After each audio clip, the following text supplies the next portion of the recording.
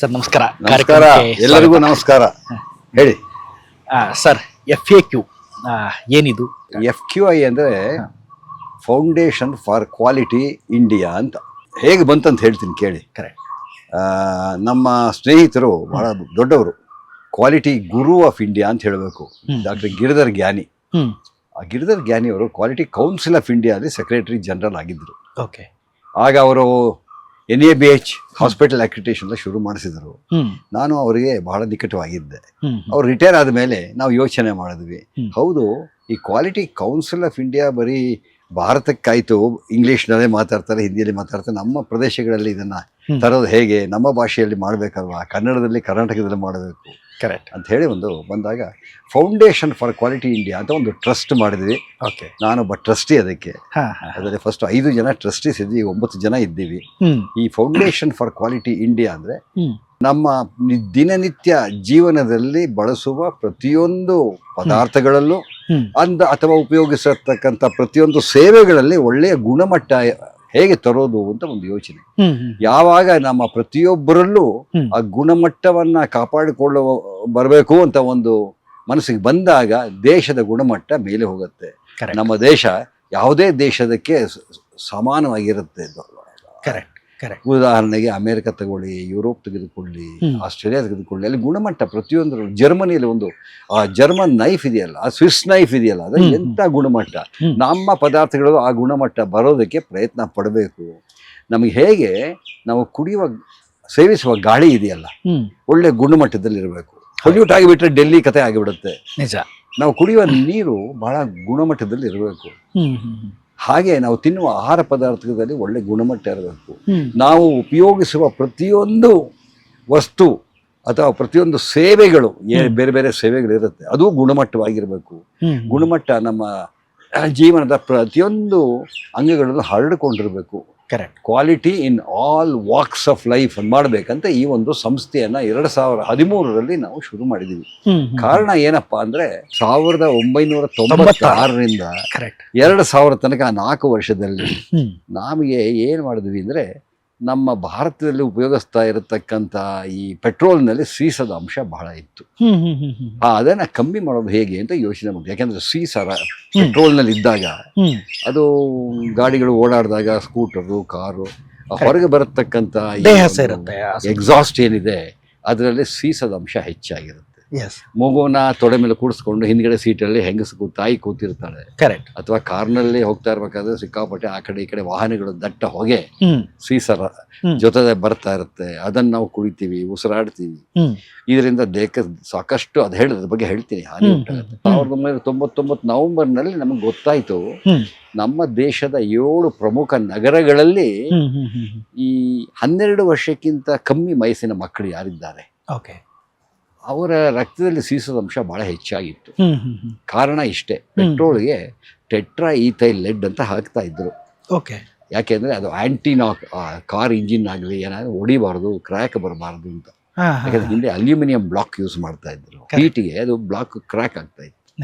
ಆವಾಗ ಇವರು tetra ethyl LED ಹಾಕಿ ಆಂಟಿನಾಕ್ ಅಂತ ಹಾಕಿದ್ರು. ಅದು ಬೇಕಾಗಿತ್ತಾಗ. ಬರ್ತಾ ಬರ್ತಾ ನಮ್ಮ ಇಂಜಿನ್ ಕ್ವಾಲಿಟಿ ಇಂಪ್ರೂವ್ ಆಯ್ತು, ಇದು ಬೇಕಾಗಿರಲಿಲ್ಲ. ಆದ್ರೂ ನಮಗೆ ಅದನ್ನು ಉಪಯೋಗಿಸ್ಕೊಂಡು ಬರ್ತಾ ಇರೋ ಒಂದು ಅಭ್ಯಾಸ ಹೆಚ್ಚಾಗಿತ್ತು. ನಮ್ಮ ಪರಿಸರದಲ್ಲಿ ಸೀಸದ ಅಂಶ ಹೆಚ್ಚಾಯಿತು ವೆಹಿಕಲ್ ಎಕ್ಸಾಸ್ಟ್ ಇಂದ. ಅಲ್ಲಿಂದ ಶುರು ಆಗಿದ್ದು ನಮ್ಮ ಬೇಕಾದಷ್ಟು ಹಂತವಾಗಿ ಆ ಸೀಸದ ಅಂಶವನ್ನ ಕಮ್ಮಿ ಮಾಡೋದಕ್ಕೆ ಪ್ರಯತ್ನ ಮಾಡ್ತಾನೇ ಇದ್ದೀವಿ. ಆಹಾರ ಪದಾರ್ಥಗಳಲ್ಲಿ, ಔಷಧಿಗಳಲ್ಲಿ, ಕಾಸ್ಮೆಟಿಕ್ಸ್ನಲ್ಲಿ, ಹಾಗೆ ನಮ್ಮ ಪೆಟ್ರೋಲ್ನಲ್ಲಿ, ಎಲ್ಲದರಲ್ಲೂ ಸೀಸದ ಅಂಶ ಕಮ್ಮಿ ಮಾಡ್ತಾ ಬರ್ತಾ ಇದ್ವಿ. ಅದು ಅಷ್ಟು ಬೇಗ ಆಗೋದಿಲ್ಲ, ಇದಕ್ಕೆ ಬಹಳಷ್ಟು ಸಮಯ ಬೇಕು. ಅಷ್ಟರೊಳಗೆ ಈ ಸೀಸ ಏನಾದರೂ ನಮ್ಮ ಮಕ್ಕಳ ದೇಹದಲ್ಲಿ ಹೊಕ್ಕಿಬಿಟ್ರೆ, ಅಥವಾ ಒಂದು ಬಸರಿ ಹೆಂಗಸಿಗೆ ಸೀಸ ಸೇರಿಬಿಟ್ರೆ, ಅದಕ್ಕೆ ಆ ಪ್ಲಾಸೆಂಟಾ ಏನಿದೆ, ಕನ್ನಡದಲ್ಲಿ ಏನು ಹೇಳ್ತಾರೆ ಗೊತ್ತಿಲ್ಲ, ಪ್ಲಾಸೆಂಟಾಗಿ ಹೋಗಿ ಸೇರಿಬಿಡುತ್ತೆ. ಅದಕ್ಕೆ ಬ್ಯಾರಿಯರೇ ಇಲ್ಲ. ಆ ತಾಯಿಯ ಇನ್ನು ಮಗು ಹುಟ್ಟಿರಲ್ಲ, ಮಗು ಇನ್ನು ಹೊಟ್ಟೆಯಲ್ಲಿ ಇರುತ್ತೆ, ಗರ್ಭಿಣಿ ಹೆಂಗಸನ ರಕ್ತದಲ್ಲಿ ಇರತಕ್ಕಂಥ ಸೀಸ ಇದರಲ್ಲಿ ಪ್ಲಾಸೆಂಟಾ ಇರತಕ್ಕಂಥ ಸಣ್ಣ ಮಗು ಇನ್ಫೆಂಟ್, ಆ ಫೀಟಸ್ಗೆ ಹೋಗಿ ಸೇರಿಬಿಡುತ್ತೆ.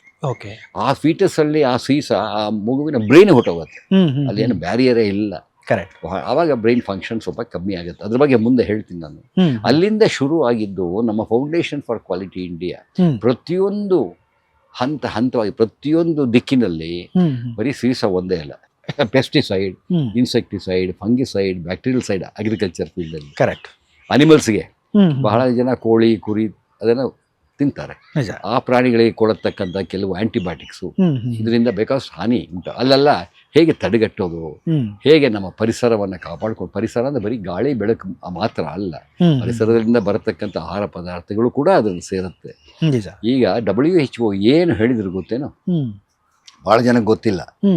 My health is my right ಅಂತ ಹೇಳಿದ್ರು. My right is my health ಅಂತ. ನಾನು ಹೇಳಿದೆ ಎಲ್ಲ ತಪ್ಪದು. My right is not only my health. ನನ್ನ ರೈಟ್ ಬರೀ ನನ್ನ ಆರೋಗ್ಯ ಅಲ್ಲಿ ಮಾತ್ರ ಅಲ್ಲ.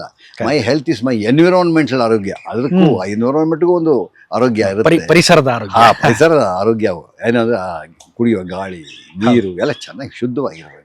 ಅದೆಲ್ಲ ಚೆನ್ನಾಗಿದ್ರೆ ಮಾತ್ರ ಹೇಳಿದೆ ನನ್ನ ಹಕ್ಕು ನನ್ನ ಆಹಾರ ಪದಾರ್ಥಗಳ ಮೇಲೆ ಇರಬೇಕು, ಅದು ಶುದ್ಧವಾಗಿರಬೇಕು. ಹಾಗೆ ನಾವು ಉಪಯೋಗಿಸತಕ್ಕಂಥ ಯಾವುದೇ ಆಹಾರ ಪದಾರ್ಥಗಳಿಗೆ ಪ್ರಾಣಿಗಳನ್ನು ಉಪಯೋಗಿಸ್ತಾರೆ, ಅದು ಕೂಡ ಆರೋಗ್ಯವಾಗಿರಬೇಕು. ಇಲ್ಲ ನಮ್ಮ ಆರೋಗ್ಯ ಕೆಡುತ್ತೆ. ಒನ್ ಹೆಲ್ತ್ ಅಂತ ನಾವು ಮಾತಾಡ್ತೀವಿ. ಅದಕ್ಕೆ ಒನ್ ಹೆಲ್ತ್ ಅಂದರೆ ಎಲ್ಲ ನಮ್ಮ ಪರಿಸರ, ನಮ್ಮ ಪ್ರಾಣಿ ಪಕ್ಷಿಗಳು, ನಮ್ಮ ಮೀನು, ನಮ್ಮ ಬೆಳೆತಕ್ಕಂಥ ತರಕಾರಿ ಎಲ್ಲದರಲ್ಲೂ ಆರೋಗ್ಯಕರವಾಗಿದ್ದರೆ ಅದು ಒನ್ ಹೆಲ್ತ್ ಆಗೋದಕ್ಕೆ ಸಾಧ್ಯ. ಈ ಪ್ರಪಂಚಾದ್ಯಂತ ಎಲ್ಲರೂ ಅದನ್ನೇ ಯೋಚನೆ ಮಾಡ್ತಾ ಇದ್ದಾರೆ, one health, one health, one health.